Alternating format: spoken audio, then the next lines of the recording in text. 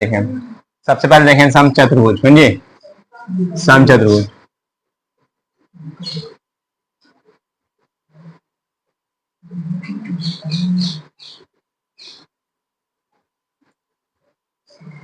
देखिए, समचतुर्भुज के कहा जाए, समचतुर्भुज पहले भी पता है कौन सी को कहा जाए समचतुर्भुज, चारों भुजा बराबर हो तो कहेंगे हम समचतुर्भुज।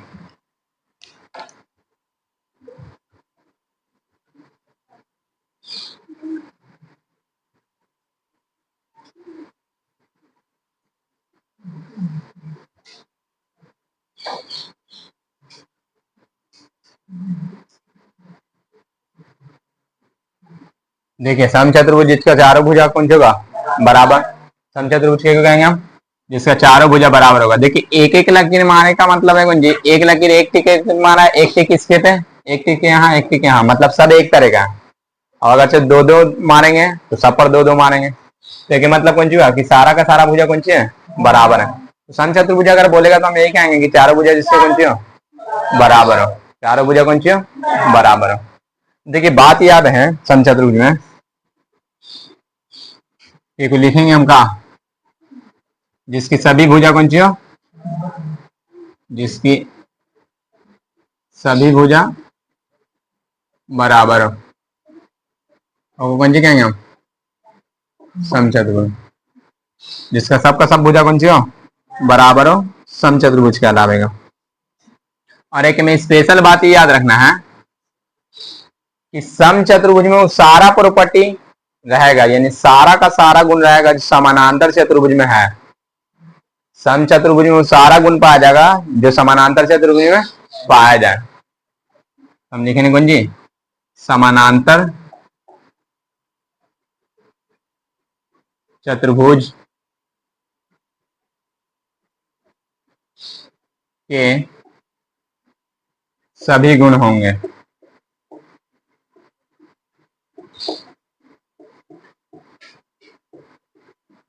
एक समचतुर्भुज में क्या होगा, समानांतर चतुर्भुज का सारा गुण है समचतुर्भुज में पाया जाएगा।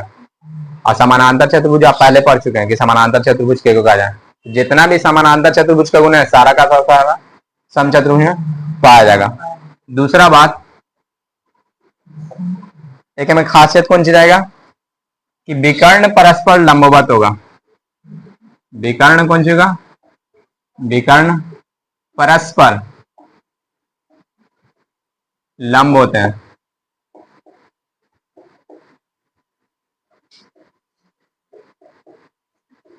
इसका मतलब समझिए, विकर्ण परस्पर लंब होता है का मतलब बात कर रहे थे, देख रहे हैं बोर्ड पर क्या नहीं, विकर्ण कौन होगा, विकर्ण परस्पर लंब होगा। परस्पर के मतलब समझिए बात कर रहा है कि विकर्ण तिरछा जो लाइन खिंचावे कौन सी कहा जाको विकर्ण, तो जो विकर्ण है ना परस्पर लंब के मतलब हुआ कि 90 डिग्री का कोण बनावेगा, जो बनावेगा 90 डिग्री कोण, यही के मतलब हो गया लंब। अगर कोई भी चीज 90 डिग्री पर है ना तो कहेंगे कौन सी लंब। तो विकर्ण परस्पर लंबवत होते हैं, परस्पर लंबवत होते हैं मतलब एक दूसरे पर 90 डिग्री का कोण बनावेगा। अब उसके बाद देखने में आयत, समझिए आयत। अच्छा एक बात और याद रखिएगा कि समचतुर्भुज में वो सारा क्वालिटी पाया जाएगा जो एक पतंग में पाया जाएगा। समचतुर्भुज में वो सारा का सारा गुण पाया जाएगा जो एक पतंग में पाया जाएगा। याद रहे पतंग ना तो समचतुर्भुज है ना ही समानांतर चतुर्भुज है, लेकिन जो भी पतंग में पाया जाएगा ना वो सारा का सारा गुण समचतुर्भुज में पाया जाएगा। आगे देखिए, यानी एक में तीसरा बात ये है कि पतंग के सारे गुण इसमें होंगे।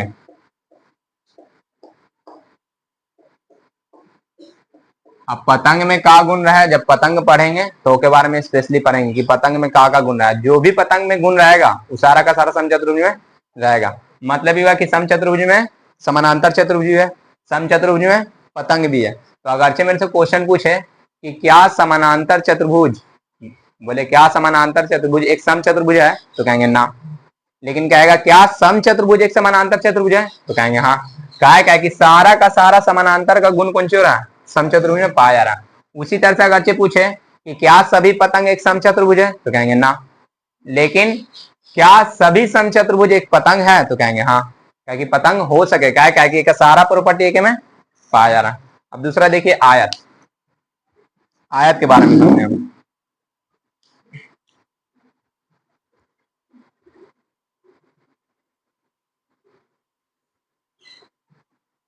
आयत के बारे में देखिए, बताइए आयत कौन सी है? आमने सामने की भुजा बराबर हो, आमने सामने की भुजा कौन सी हो? बराबर, यानी ये भुजा इसके बराबर और ये वाला भुजा इसके बराबर, ए बी सी डी, तो ए को कहेंगे हम कौन सी? आयत।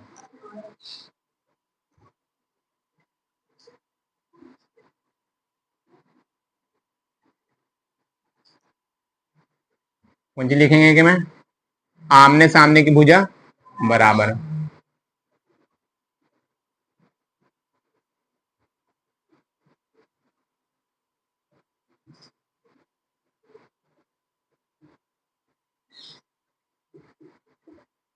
बराबर हो,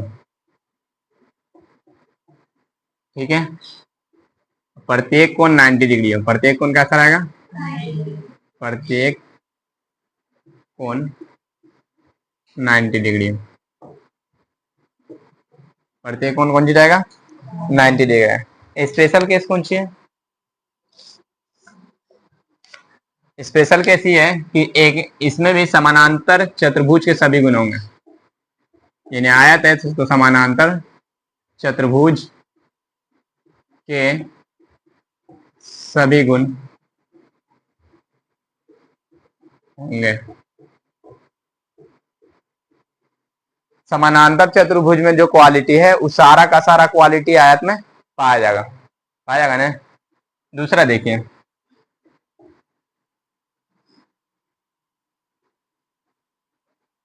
विकर्ण बराबर होगा, विकर्ण कौन सी होगा?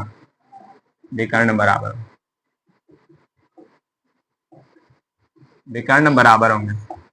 विकर्ण बराबर होंगे का मतलब है कि यहां से खींचे हम बी डी है ना,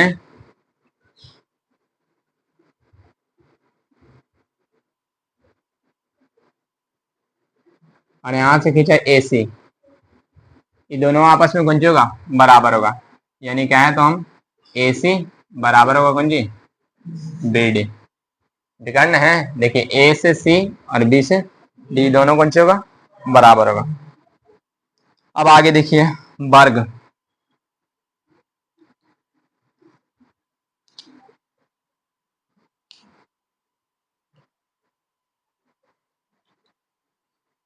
वर्ग यहां पे बता दूं,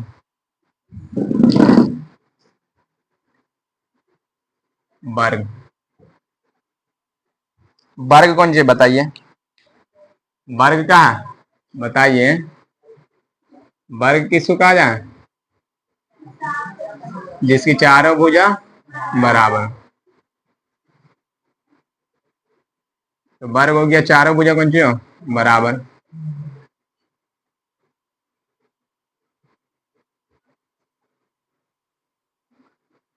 प्रत्येक को 90 डिग्री, प्रत्येक कोण 90 डिग्री, ठीक है। एक स्पेशल बात क्या है कि जितना भी समानांतर चतुर्भुज में गुण होगा वो सारा का सारा वर्ग में होगा।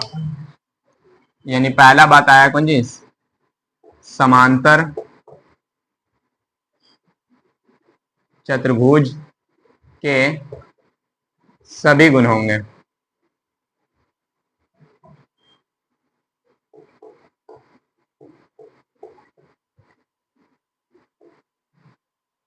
सम चतुर्भुज का भी सारा का सारा गुण होगा,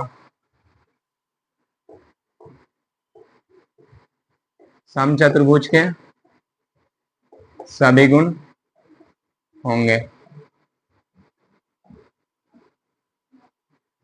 तीसरा बात कौन सी?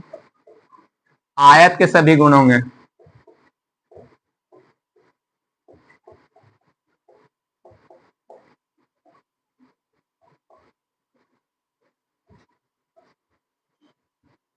आयत के सभी गुण होंगे।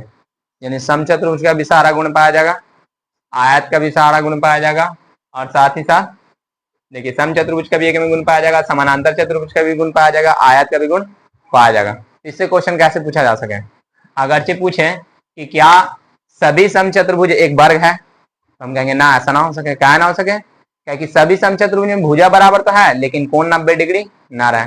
लेकिन अगर वही पूछेगा कि क्या सभी वर्ग समचतुर्भुज है, तो बोलेंगे हाँ है। क्या हो सके, क्या है कि जितना भी समचतुर्भुज का प्रॉपर्टी है वो सारा का सारा वर्ग में पाया जा रहा। उसी तरह से दूसरा क्वेश्चन कौन सी पूछा जा सके, क्या सभी आयत वर्ग हो सकता है, तो कहेंगे नहीं हो सकता है। लेकिन कहेगा सभी वर्ग आयत हो सकता है, तो कहेंगे हो सकता है। क्या है, क्या कि जितना भी समानांतर चतुर्भुज का गुण है सबका सब वर्ग में पाया जा रहा है। उसी तरीके से अगरचे पूछा जाए, उसी तरीके से अगर कौन सी पूछा जाए कि क्या सभी आयत क्या सभी आयत वर्ग हो सके, तो कहेंगे ना, ऐसा तो ना हो सके।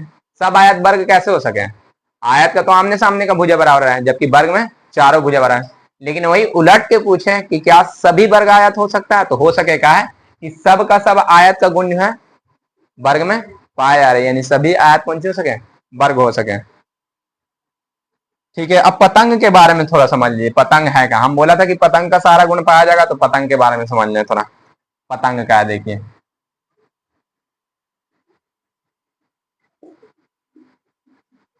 पतंग कैसा है।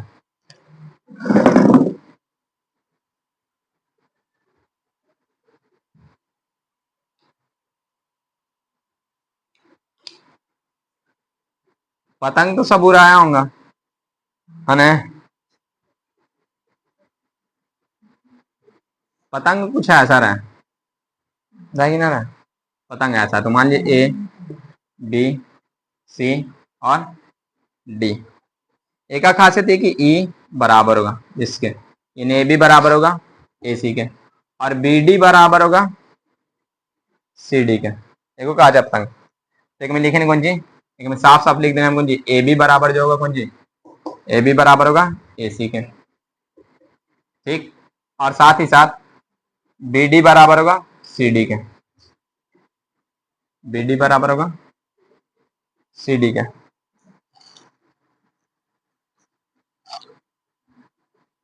एक प्रॉपर्टी समझेगा। लेकिन स्पेशल बात यह है कि विकर्ण लंब पर काटेगा, यानी विकर्ण एक दूसरे को कौन लंबवत होगा। जब क्रॉस करेगा एक दूसरे को, जैसे कि में कैसे काटा है तो लंबवत काटे इसने, इसके में भी वही प्रॉपर्टी पाया जाएगा। विकर्ण जब एक दूसरे को कट करेगा, देखिए जो विकर्ण है, एक विकर्ण ये हो गया, विकर्ण जब कट करेगा तो 90 डिग्री पे कट करेगा, तो हम लिखेंगे कौन जी, विकर्ण परस्पर लंब होगा।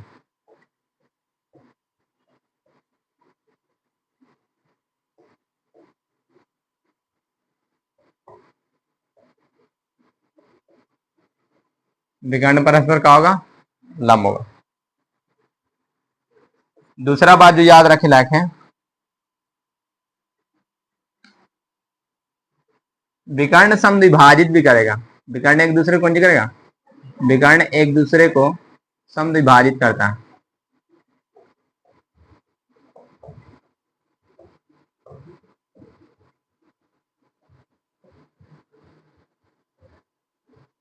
समद्विभाजित करेगा, यानी विकर्ण एक दूसरे को समद्विभाजित करेगा। मतलब हुआ, देखिए मतलब ये हुआ समद्विभाजित करेगा कि यहाँ मान लीजिए कि वो है ना, तब जो मेरा ओ बी है वो कौन सी होगा, उसी के बराबर होगा।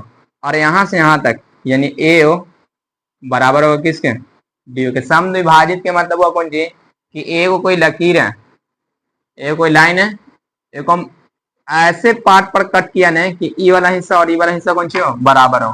अगर बराबर हिस्से में काटे ना तो कहा जाए आपको कौन सी, सम द्विभाजित। मतलब हुआ सम के मतलब हुआ बराबर, द्वि के मतलब हुआ दो, तो दो पार्ट में बराबर बांटने को कहा जाए कौन जी, सम द्विभाजित। तो विकर्ण एक दूसरे को कौन सी करेगा, सम द्विभाजित करेगा।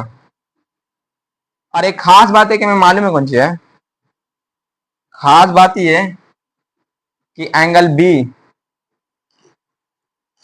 देखिए खास बात है कि ई वाला एंगल, एंगल बी और angle C, measurement of angle B बराबर होगा मेजरमेंट ऑफ एंगल सी। लेकिन एक बात याद रखना है, ए और डी बराबर नहीं होगा, ए और डी बराबर नहीं होगा, यानी measurement of angle A not equal to angle measurement of angle D. ऐसा बात है कि में ना होगा कभी भी, ऐसा ध्यान मतलब लग रहा है ऐसा कि चलो भाई ई कोण बराबर है तो लग रहा है कि ई कोण और ई कोण भी बराबर होगा, ऐसा कभी जिंदगी में ना होगा। ई कोण और ई कोण कभी भी बराबर नहीं होगा, ई कोण के बराबर होगा, यानी एंगल बी एंगल सी के बराबर होगा।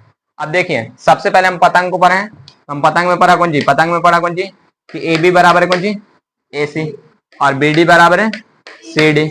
विकर्ण एक दूसरे को परस्पर लंबवत काटेगा और समद्विभाजित भी करेगा। हम लिखे हैं कौन जी, देखिए यहाँ लिखा है कौन जी समचतुर्भुज में लिखा है समानांतर चतुर्भुज के सभी गुण मौजूद होंगे, साथ ही साथ विकर्ण लंब पर काटेगा और पतंग के भी सारे गुण एक में कौन सी होगा मौजूद होगा। यानी यहाँ जो प्रॉपर्टी है ना सारा का सारा एक में होगा, यानी इतना सारा जो भी प्रॉपर्टी दिख रहा है वो सारा का सारा एक में अप्लाई किया जा सके। उसके बाद देखिए हम लिखा है आयत, आयत में लिखा है कौन जी आमने सामने की भुजा बराबर, तो देखा समानांतर चतुर्भुज के सभी गुण होंगे, साथ ही साथ विकर्ण भी बराबर होगा। जेके में अगर से हम लिख दिया कि देखिए एके में लिखा है कौन जी समानांतर चतुर्भुज के सभी गुण होंगे, तो मतलब समानांतर चतुर्भुज में जो जो क्वालिटी है वो सारा का सारा वर्ग में भी पाया जाएगा। अब जब हम कल पढ़ेंगे इसका आगे कौन 2.3 नहीं पढ़ रहा है 3.4 पढ़ेंगे जब, इस सारा बात को आपको क्या करना है रिवीजन करके बढ़िया से अच्छे से जब याद रखिएगा ना सारा का सारा क्वेश्चन इस सब बात पे कौन जाएगा सॉल्व हो जाएगा। याद रहे कि सारा बात याद रहेगा तभी सॉल्व होगा 3.4, इसीलिए आज नोट कीजिए, फिर कल हम लोग जब क्लास लेंगे तो सारे क्वेश्चन को कौन कर लेंगे सॉल्व कर लेंगे।